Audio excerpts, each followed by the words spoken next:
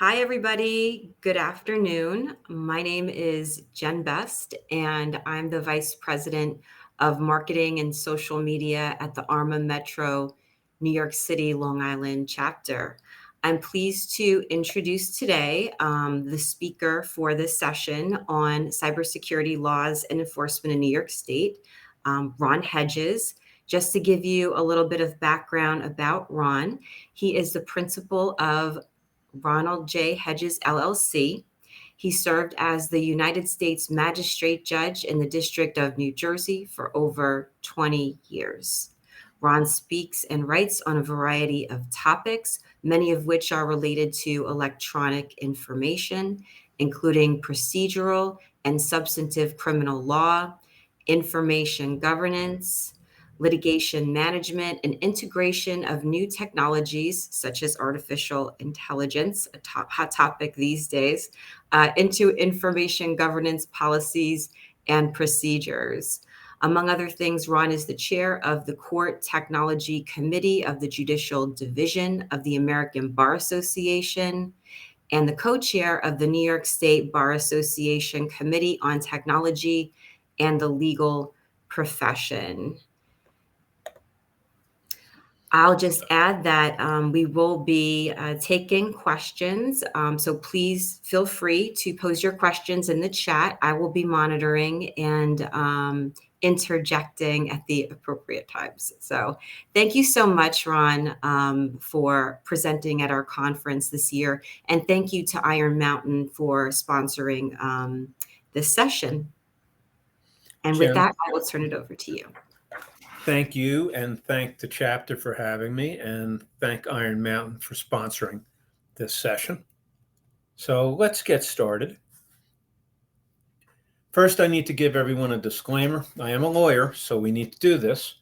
The information in these slides and in the presentation isn't legal advice. Please don't consider it to be.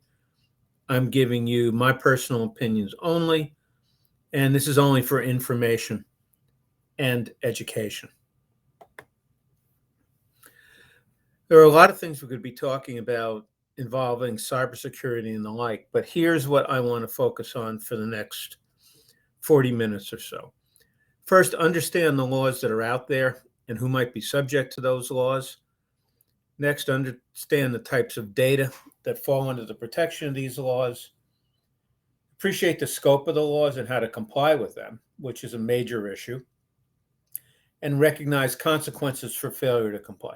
Pretty simple and straightforward. We could spend 3 or 4 hours on this, and I have. So we're going to do a condensed version. This is just in here to remind all of you, to the extent you haven't seen this, that there are new standards, rules, whatever, coming out on almost a daily basis. You heard Jen mention a minute or two ago that I spoke and wrote on artificial intelligence. Unsurprisingly, that's an exploding field. And that certainly relates to cybersecurity. And it's going to relate to data privacy and a lot of other things. But a couple areas, standards that some of you might be interested. Employee benefits, obviously. HIPAA is a major area where we're dealing with cybersecurity. And last, the NIST framework, published in January. That's a draft as I understand it, but it's something to look at when you're deciding what your organization might be doing or what standards you might want to comply with. I want to start with where we are today, forgetting about where we might be. And I'm going to divide this between sectoral approaches to cybersecurity and generic. Sectoral, you see these here. We have the DFS regs that regulate financial and related entities doing business in New York or having New York offices and the like. The Illinois Biometric Information Privacy Act, I expect some of you have heard about that. That varies a lot from what we've seen at the federal level because this statute allows a private cause of action and there is no limitation on damages. So being sued under that statute because you have enough business or members or those from Illinois whose data you have poses any one of a number of topics. And then we have HIPAA that some of your organizations might be subject to. And Graham Leach Bailey is financial at the federal level. New York, I mentioned generic. We're going to be looking at how New York may be going away from that. But New York State has in place a law now that I expect all of your organizations are subject to. And it's pretty good about talking about what cybersecurity standards might be or should be. Comprehensive laws. By the way, we need to add Tennessee to this. The Tennessee governor just signed a cyber privacy law, if you will, into law, I believe, yesterday. California is the most well-known in the country, closest to home. There's Connecticut. Watch this list. It's going to grow. There is a cybersecurity law on the desk of the governor of Florida to sign. I know at least 2 more states where legislation is, I believe, through the legislature, and we're waiting to see what the governor does there. So this is going to be growing. Things to think about if you are subject to a law, or how do you know if you're subject to a law? Number one, what's the threshold for applicability? That's usually a dollar amount or customer amount. We'll talk about that in a minute. How is protected information defined under the laws? Mostly varies. Interestingly, Washington State has now passed a medical data privacy law that includes specific definitions of biometric information within the data covered, and that allows a private cause of action to some degree, just as Illinois has a biometric information law that allows a private cause of action. It may vary, though. And last, how the law is enforced and what penalties might be. We'll come back to that. We did have a question pop up. Yes, and that's why I popped up. Would you like And to read it to me, or should I just read it? It's up to you, Jen. oh, I'll do it. Go It's ahead. from our colleague David Smythe. How different are the state laws? Can you pick one to follow that essentially covers the others? There are differences in all these statutes. Interestingly, the new Tennessee statute makes a specific reference to affected entities or covered entities complying with the NIST framework. They just had a reference up to, although that statute, I believe, says comply with 1.0. Now there's a draft 2.0. So the statute also talks about complying with updates. Let's leave that aside for a while. We'll come back and look at that question later on. But yeah, I understand that. That's a major issue everyone's got to deal with. So here's where we are today. If we're looking at these laws and picking up a little on the question that was posed, these to me are common threads. There may be 1 or 2 different statutes, different approaches, but the questions you should be asking yourselves for your organizations. Basically, number one, how is data protected? How is protected data defined? What that means is, I just mentioned Tennessee and Illinois with biometric information covered. Some statutes may not have that. So the first thing you need to do is ask, what's protected, and does my organization have that information? Applicability, I touched on that before. What that basically means is, what's the threshold for me or my organization to be subject to a law? The New York Shield Act, I mentioned in passing earlier as a generic law, applies to any organization that has any protected data of a New York resident. That's about as far as it goes. Most of these laws say that an organization has to derive a certain percentage of its income from a state, have a certain volume of business in the state, have information for a certain number of state actors. Duties imposed on actors, we're going to call actors, we could call them collectors, holders, whatever. Statutes define different entities different ways. So you have to see how your organization is defined. Opt in, opt out. Most of these organizations specifically talk about opting out. These statutes. Opting in, usually you don't see, as opposed to Europe, where there are rights to opt in as opposed to getting out of something you might be into. Something else common, I get to know what data is collected on me. I have a right to ask whoever collects the data to correct it. Likely a minimization requirement, which I would suggest all your organizations should have, whether you're subject to one of these laws or not. If you don't need this stuff, don't keep it anymore because it can just get you into trouble. And then last, there's the question of notification of the breach. If there is a breach, who do you tell? Do you tell a regulator? Do you have to tell affected individuals?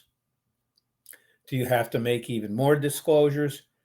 These may vary between these various state laws, but as you're going through the law, your lawyers are going through the law, this is what I'd suggest they should be looking at least to see whether they're subject to a particular statute.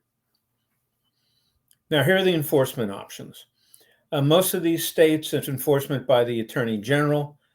The other state regulator I have in there is because California, in addition to having its data privacy law enforced by the Attorney General, now has created a specific position.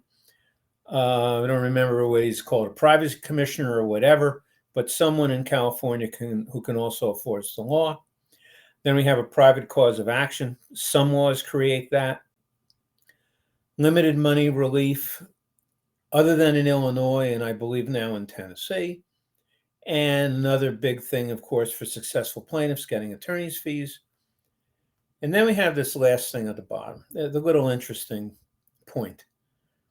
3 states, Connecticut, New Hampshire, and I'm blanking on the third right now, Pennsylvania, allow a private cause of action for essentially a violation of HIPAA. Those of you who deal with HIPAA know that HIPAA is enforced by the Office for Civil Rights at the federal level. There is no private cause of action under HIPAA, but these 3 states, Pennsylvania, Vermont, and Connecticut, essentially said, understand there's no cause of action under HIPAA, but what HIPAA talks about is something that's declarative of what's existed already in the common law. And the common law essentially is the law we brought from England at the Revolution. And basically, if there's a tort that might be involved, related or analogous to HIPAA, these states have said we're going to allow a cause of action for the essence of HIPAA violations. Fun thing to think about, to deal with, but I don't think there's anything particular on point now other than to know that it exists. And Dave, this is going back to your question about how do we pick one? Depending on the size of your organization, depending on where you do business, it's entirely possible that your organization may be subject to more than one of these laws. And as I mentioned before, there is some commonality between these laws, but there might also be differences. Here are some ways you might, or your organization might be able to respond if you're subject to a law, and there may be differences between how you intend to comply if you're subject to more than one. I suppose the first one, obviously, pick the most comprehensive and hope for the best, which essentially means, I don't know, let's say I pick California because I do a lot of business there. If someone in another jurisdiction goes after me, I'm going to say, hey, look, guys, I complied with California. I'm subject to 6 state laws. California seemed to be the most comprehensive. We chose that. And the only problem with that will be if the regulator says, well, that's all well and good, but you have to comply with our laws, not those of another jurisdiction. Something else you can be is to be reasonable. That sounds trite, but the fact of the matter is, if you're looking in the law, and a lot of laws out there say you have to act reasonably. And it's left for looking at these privacy laws, mostly for regulators to create regulations that define what reasonable is. California has just adopted various regulations that fill in the interstices, if you will, of the statutes that apply in California to affirm some duties or to tell an organization what it does that's reasonable or not reasonable. The SHIELD Act, we're going to spend some time at because we know if you're in New York or you have New York resident data, you're going to be subject to that. And then we'll have what I call the information governance approach, something that I'd expect would resonate for a number of you. What can you do? Number one, you look at what you've got now and see if you need it. And being realistic, I would expect any one of a number of your organizations have a lot of data that you don't have a use for. I've heard times that organizations want to keep data over time because they want to spot trends. That's well and good. I also know organizations that say they anonymize data and they keep it then. That's a way to keep data, for example, under HIPAA when you otherwise get rid of it. The problem is that a number of times something that's anonymized can be de-anonymized in not that long a time. But that's number one, start seeing what you have. Number two, define the business purpose you've got it for. And then build your framework around that business data and that business purpose. Educate your staff. We're going to come and see that a little more when we're talking about the New York SHIELD Act.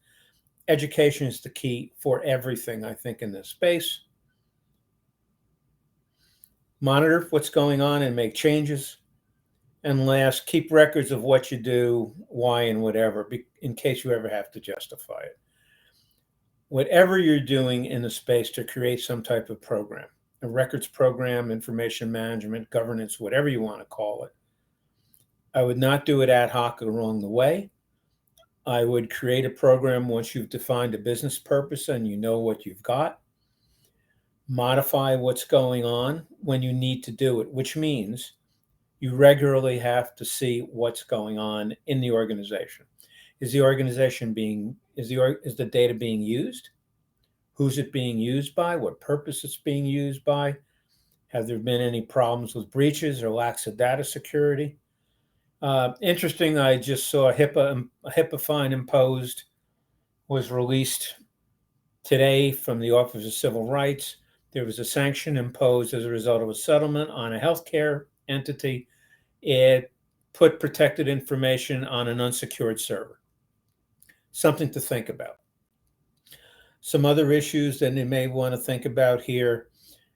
When there is a problem, you have to be prepared to take action. That may mean discipline of individuals.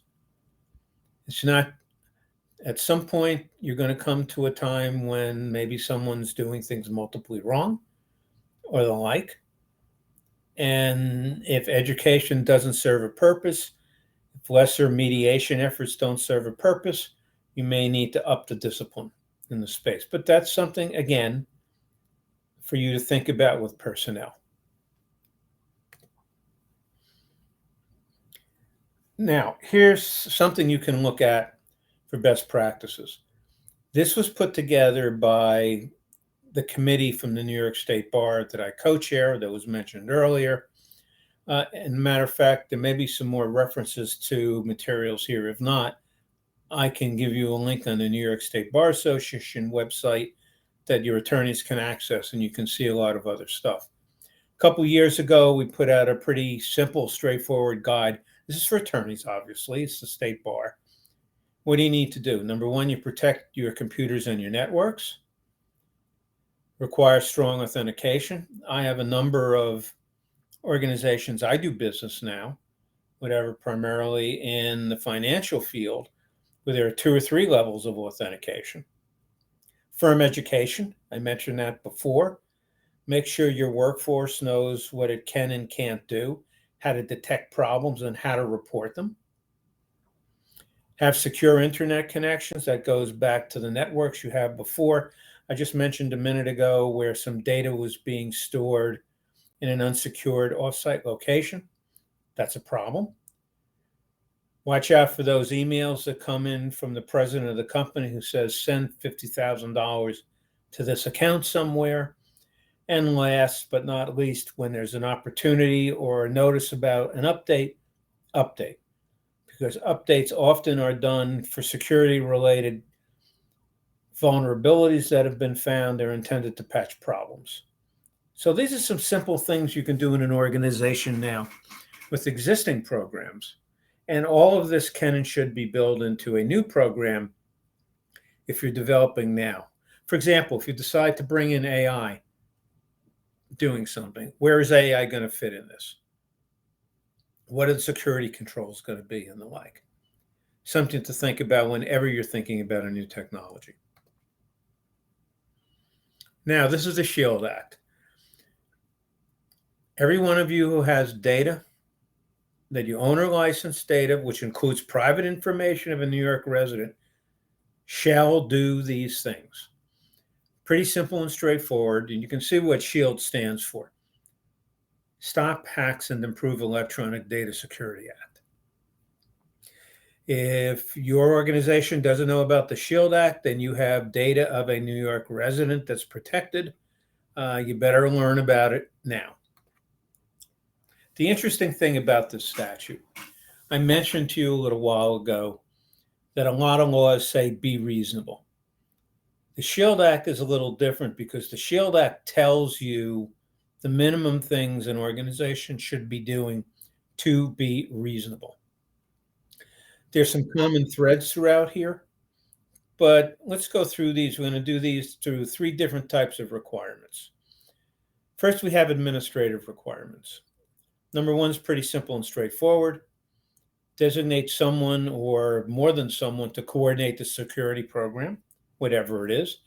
That might be in compliance, might be information governance, whatever area of the organization, whatever bucket, if you will, that duty goes to. Just make sure that person knows what's going on. Identify foreseeable risks, internal and external. Obviously, we talked about some before, phishing attacks and the like.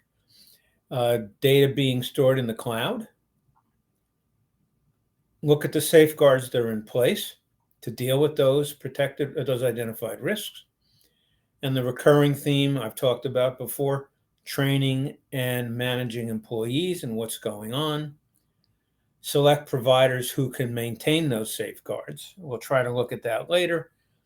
And again, as I mentioned before, adjust the security program when you need to.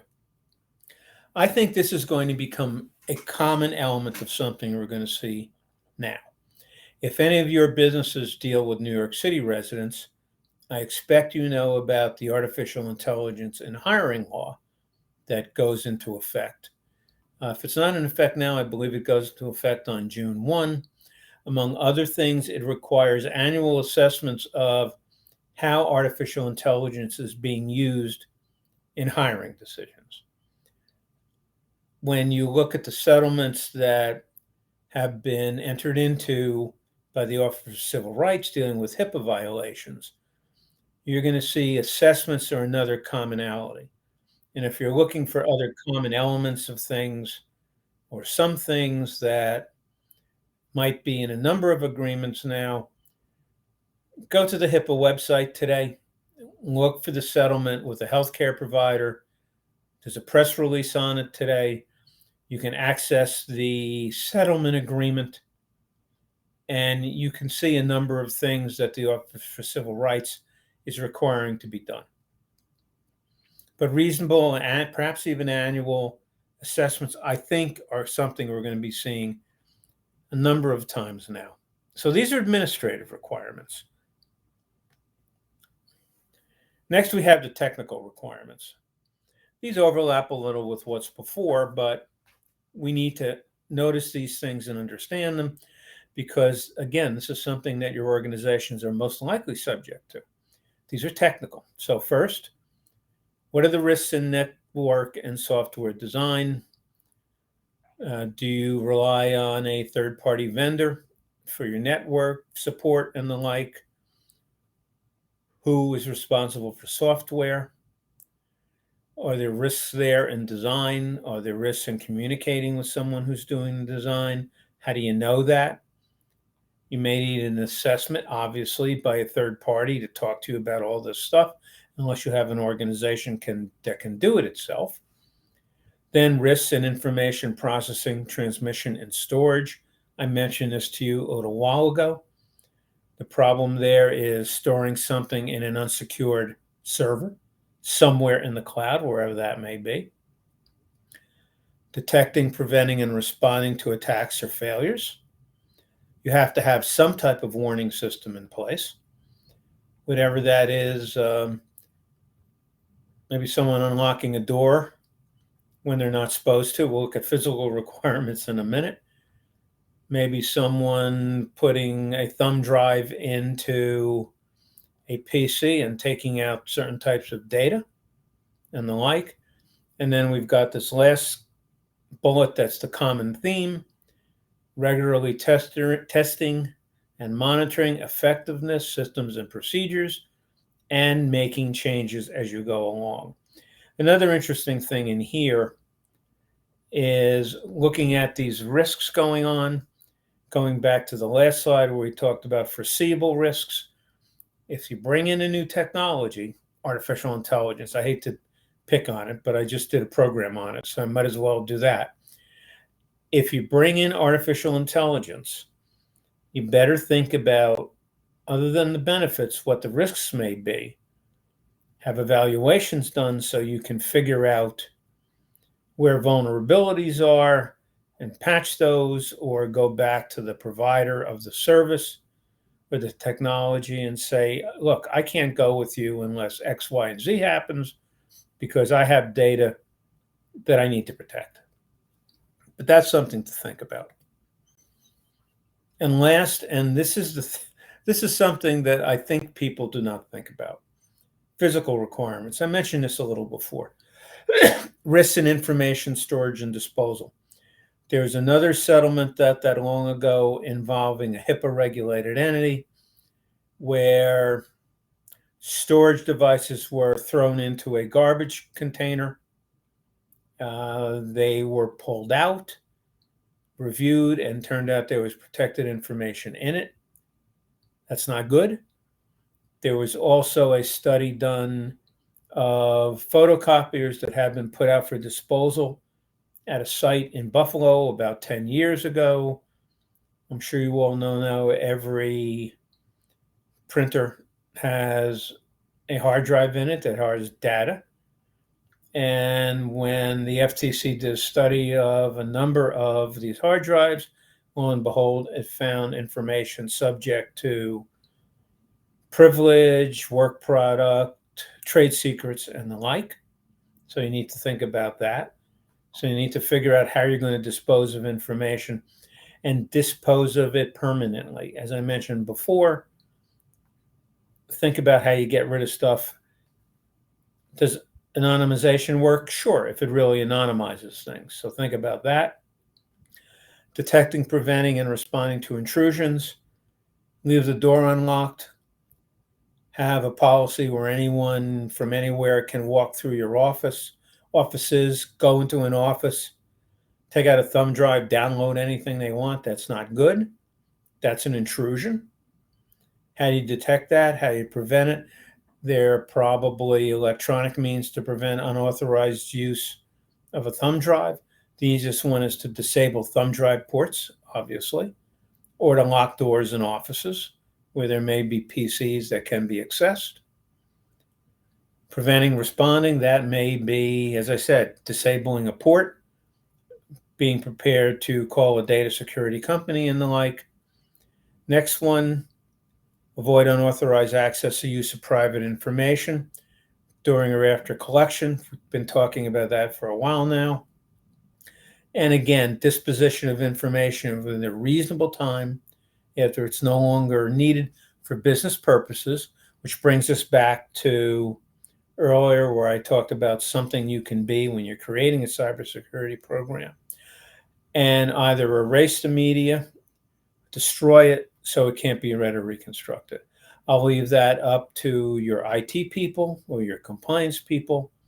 or who you ever retain. But this, I think, is another example of where things can go wrong. And it's easy to prevent against it if you've got a plan in place. So the question is whether you have a plan in place. If you do have the plan in place, remember, it's not just enough to have it on a nice piece of paper or a series of electrons that people can look at. It has to be enforced. It has to be modified. And when there are changes that need to be done, you need to make them. That may be, as I mentioned before, when you're bringing new technology in, whether there's a new vulnerability because there's something going around that you didn't know of that might allow access to a system. So an upgrade is needed, but that's vigilance, and that's something, again, for whoever's responsible for that in your organization to know and deal with. Some other New York laws or things that are going on these days. There is a privacy law, a broad privacy law, if you will, pending in the legislature. We will see what happens with that. Last thing I looked at was in committee in both the Senate and in the Assembly. Some other laws. This is a violation of New York law.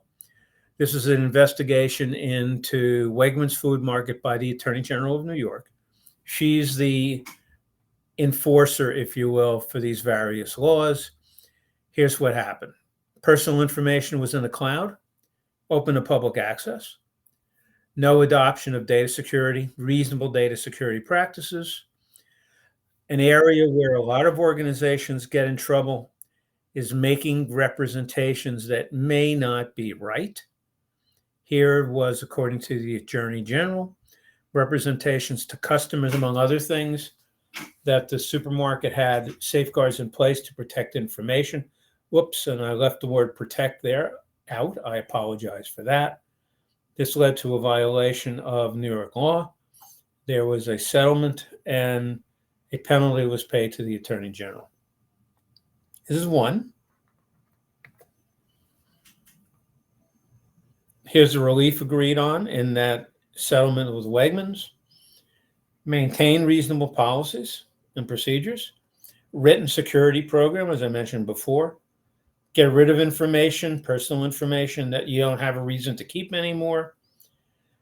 Get an assessment by a third party. I mentioned this before. I think you're going to be seeing this regularly from now on. And last, pay $400,000 to New York State.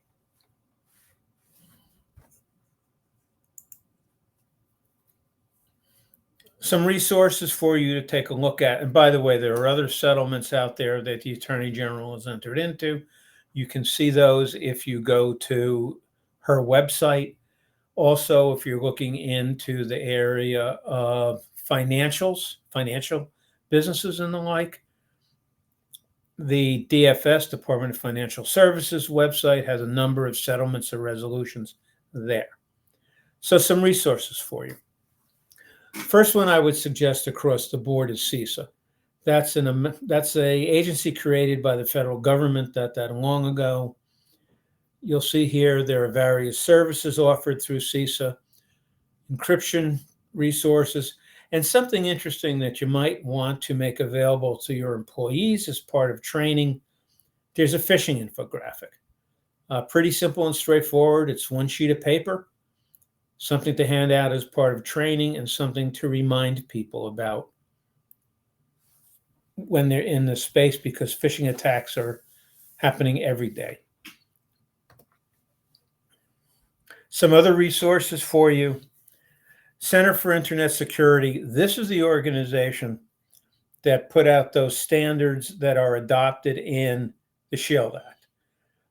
CIS has a number of resources available to it. A number of them are free, some of them may not be. Still things out there. This next document, this is by the Attorney General of New York, talking about the SHIELD Act, an overview of it and the like. And that Cybersecurity Guide for Attorneys I mentioned before that had some suggestions in there as to what you can and should not do. Here's a link to that. So that's something else to take a look at. Now, I mentioned before that I co-chair a committee of the New York State Bar. We have a subcommittee of that committee that has a thought leadership conference every year. And I would suggest to any or all of you, if you're interested in learning more about this group that does these summits, conferences, if you're willing to get involved, drop me an email. I'm not the co chair as of June, but I will certainly pass your name on to the New York State Bar and see what can be done to have you involved in this. Key takeaways from a cybersecurity thought conference from 3 years ago, available here. Another one, tips for working securely while working remotely. Unsurprisingly, over the last few years, this has become a major issue. I expect some of you may be in organizations now that allow remote access. I know a number of organizations now are going back to expecting their personnel to be in 2 or 3 days a week or 4 days a week or all time, full time. I know a number of organizations that allow remote work. If you're going to be doing that, that imposes obviously a number of cybersecurity related stresses, if you will, on your organization. This document from 2020 gives you some thoughts about working remotely. Some more for you. This third one is not the third one. The first one on this page is interesting. I expect a number of you have meetings by Zoom or some other platform. And the question becomes, how do you fit those meetings into whatever cybersecurity and more broadly information governance program that you have? For example, when you and 2 or 3 fellow employees are using Zoom to have a communication about work-related conditions or about new projects or whatever, what platforms are you going to be using? What security is available on the platform? Are there settings on the platform that will create reasonable security for you? Are you going to make a record? If you are going to make a record, how long do you keep it? And the big thing here, not surprisingly, the word discovery. This is related to litigation. If you've got a recording and you're keeping it probably discoverable somehow, and this goes back a little before to something I mentioned. Unless you have a philosophy where you dispose of information you don't have a business need for anymore, and you keep it. That information that you could have gotten rid of a month ago, perfectly legally, might today become the subject of a duty to preserve. I'm not suggesting you violate any of your obligations to preserve information. All I'm saying is if you don't have it and you didn't have an obligation to hold it, I don't think you can get in too much trouble getting rid of it unless the information that you've gotten rid of is something that's subject to a statute or regulation that you need to keep for a certain period of time, regardless of litigation. Prime example, EEO regulations require information pertaining to job applicants and the like to be kept for a certain number of years. We've had at least one decision out there at the federal level where an entity got rid of that information. It had no duty to preserve it for litigation purposes. It had a regulatory duty to preserve it. The organization there did not keep it, and the court allowed evidence of that to go to the jury as a sanction, if you will, for failure to comply with a regulation. Oh, I'm sorry. The second button on this page, oops, let me go back. Something else to think about if your organizations have not done this yet, cyber insurance. Unsurprisingly, we're starting to see litigation where there's been a data breach and the like, and organizations, A, do not have cybersecurity that would be covered, that would cover any kind of a loss. A general comprehensive liability policy may not cover it. So number one, are you covered by cyber insurance? And number two, if you are covered by cyber insurance, would there be a loss that falls within the scope of the insurance? This is something to talk to your legal department about or whoever deals with insurance, something to think about. So if things do go south, your organization has some type of protection, some insurance to fall back on. Some other things, key takeaways from the third Cybersecurity Thought Leadership Conference. We talk about a number of topics. You see, January 2022, this is a year old. We had a conference this year. We're not ready to publish anything on that. When it is published, it should be available on the website of the New York State Bar. Again, you can ask an attorney who's a member of the bar to access this information for you. And then we also put out something, unsurprisingly, because we're a bar association, guidance on cybersecurity in the world. Now, I've got 2 minutes left. I normally, oops, went back. I normally get peppered by questions throughout. I've got a few minutes left. I don't want to let you go early because you may be getting credits for this. Oh, so we have another question. Thank you, David. All right, here's one. Are you aware of any conflicts among cyber, privacy, retention, or other compliance laws nationally or locally? For instance, disposition versus retention or accessibility versus protection. Am I aware of any conflicts? I don't know of any conflicts yet. I am aware of restrictions because certain laws cover things and certain laws don't. I think the only thing I can suggest in this space, Dave, is that you look at or have your legal department look at whatever the risks are out there once you've decided what law you're covered to. And then you have to start a spreadsheet checking off the boxes as to what you might be subject to and what the sanctions might be and go from there. I'm sorry I can't give you a better answer. The one answer I will give you, and this kind of relates to what I said a few minutes ago about keeping data you don't need to keep. If you keep it, again, you may have to preserve it for litigation purposes. And in addition to that, something else you need to think of, we're talking about something very recent now because of what's happened with COVID and remote work. And that's when your organization uses ephemeral messaging apps. We could spend, and I have spent hours talking about that. That's for another day. Another question, privacy laws say dispose, other regs say keep. No, I I think the answer there is if one law says you keep it, you keep it, and you go to the regulator and say, look, I know I'm supposed to get rid of this under the law of X, but I'm under a regulatory or legal hold obligation. I have to have it. I have a hard time thinking that you're going to be getting in trouble, although you may get some blowback from a regulator saying, well, maybe you got to keep certain types of information, but you don't need to keep it for residents of my state. And if you don't need to keep it for the class of people protected by that law, I would assume you don't have to keep it unless there's a statute that says, oh, I'm sorry, an order that says keep it.